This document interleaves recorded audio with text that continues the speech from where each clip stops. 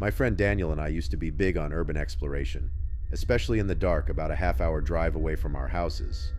Is an old hospital/asylum that's been abandoned for decades. It hasn't been torn down because it's in a really secluded location and it would just cost too much money. Daniel and I wanted to bring a Ouija board along with us and explore it one Thursday night.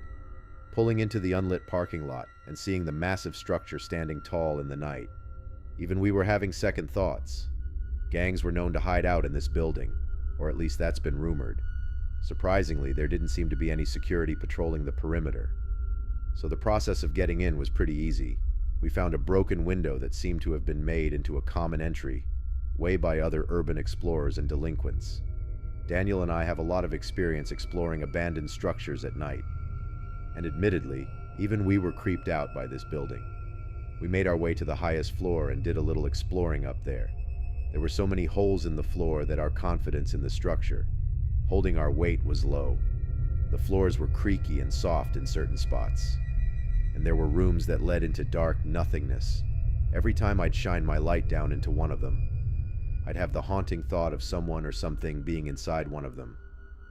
We found a good spot to set up the Ouija board and candles. Yeah, we went all out with this.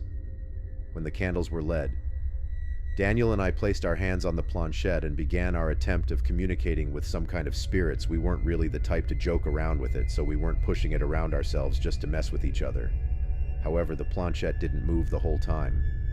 Maybe that was because our Ouija board session was interrupted when we heard a creaking noise coming from inside one of the dark open rooms nearby. It wasn't just a fluke noise, it was a steady, consistent creaking. Once every 1 or 2 seconds, Daniel and I quietly packed up our stuff and he whispered to me to go. "Shine the light inside of the room," I whispered. "He's got to be crazy. What if gang members were there?" Daniel whispered. "Forget it. I'll do it." I whispered no, but he either ignored me or didn't hear me. He tiptoed over to the doorway, which was pointless given that he'd be shining a light into the room.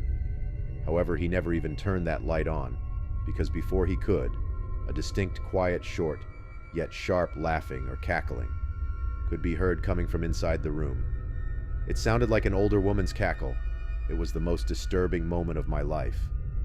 Daniel screamed, "Run!" and we both ran down the 10 flights of stairs and back out the window.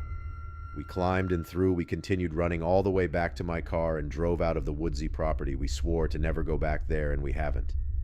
The thing that sucks is that we usually recorded our visits to places like this. And one of the few times we didn't, the most disturbing moment of my life took place.